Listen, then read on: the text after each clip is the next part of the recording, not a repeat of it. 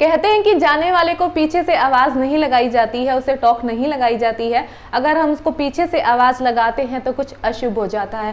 सलाम, नमस्ते, आदाब। मैं हूं आपकी होस्ट एंड दोस्त नेहा और आप देख रहे हैं प्रेस वार्ता की स्पेशल रिपोर्ट।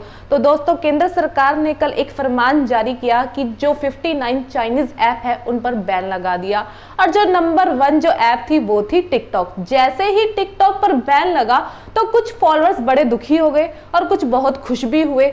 दुखी होने वाले फॉलोअर्स तो बेहोश ही हो गए और वो बेहोश इस तरह से हुए, वो अब तक सदमे में ही है और वो ये सोच रहे हैं कि आखिर ये क्या हो गया। तो दोस्तों जरा सोचिए, जो लोग टिकटॉक बनाते हैं, कई लोगों ने तो टिकटॉक के चक्कर में अपनी जान भी गंवाई है और कुछ लोग टिकटॉक के चक्कर में सब कुछ भूल ही गए थे।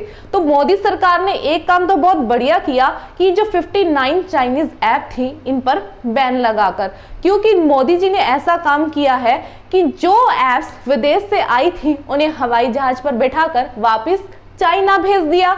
तो चाइना जब ये जाएंगी तो हमारे भारत से ये पूरी तरह रवाना हो जाएंगी और वापस ये नहीं आएगी। तो सबसे अच्छा काम यही मोदी जी ने किया कि सबसे बड़ा वायरस 59 चाइनीज ऐप को यहाँ से रवाना कर दिया।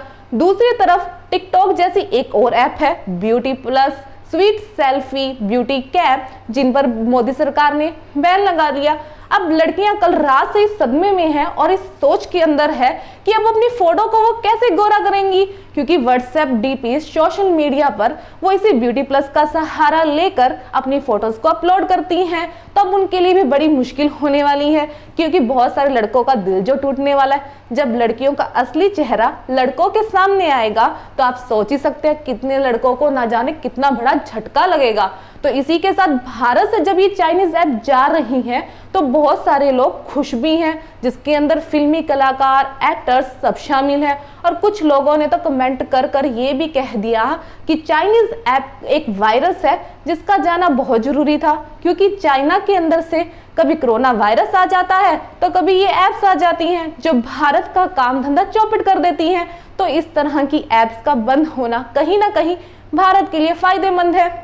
तो दोस्तों इसी तरह से हेलो ऐप है, वीगो है ऐप है जो कि वापस चाइना जा रही है। तो हमारे लिए तो बहुत खुशी की बात है, क्योंकि अब हम सिर्फ मेड इन इंडिया प्रोडक्ट्स का यूज करेंगे, ओनली इंडियन चीजों का ही यूज करेंगे, इंडियंस ऐप का यूज करेंगे और अपने भारत की चीजों को मजबूत करेंगे और आर्थिक जो हमारी सिचुएशन है उसको कहीं ना कहीं मजबूत करेंगे। और कुछ लोग ऐसी ऐप्स हैं जैसे क्लीन मास्टर, वही चैट। अब क्लीन मास्टर ऐप जब फोन में नहीं होगा तो बहुत सारे लोगों की पोल है वो खुलने वाली है और वही चैट के जरिए जिस तरह से वो बातें करते हैं कहीं ना कहीं उन लोगों की पोल्स भी खुलने वाली है।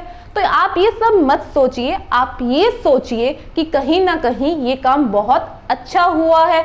तो क्यों ना हम सब मिलकर चाइनीज ऐप को एक धक्का मारे और विदेश की फ्लाइट में बिठाकर वापस चाइना भेज दे। तो आप ये सोचिए कितना फायदा हमें हो सकता है कि हम भारत की बनी हुई चीजें, भारत की बनी हुई ऐप अपने से सभी से एक ही रिक्वेस्ट है, तो कम से कम इतना तो हम कर ही सकते हैं, अपने देश के अंदर इतनी तो भागीदारी दे ही सकते हैं। तो चलिए दोस्तों, आप और हम मिलकर इन 59 चाइनीज ऐप को विदाई देते हैं। अगर आप भी मेरे साथ टिकटॉक के बैन होने से और 59 चाइनीज ऐप के बैन होने से बेहद खुश हैं, तो हमारे कमेंट बॉक्स में जाकर इन चाइनीज ऐप को भारत से रवाना करते हैं और इन्हें भावपूर्ण श्रद्धांजलि अर्पित करते हैं। तो दोस्तों हमारे कमेंट बॉक्स में जाइए और 59 चाइनीज ऐप को अपनी श्रद्धांजलि दीजिए। बड़ी खुशी के साथ इन्हें रवाना करना है, क्योंकि पहले जैसे कोरोना वायरस आया और उसके बाद ये ऐप्स लगातार भारत में अपने पैर जमाते जा रहे हैं। हमें कोरोना वायरस को भी धक्का देना है चाइना की तरफ वापस,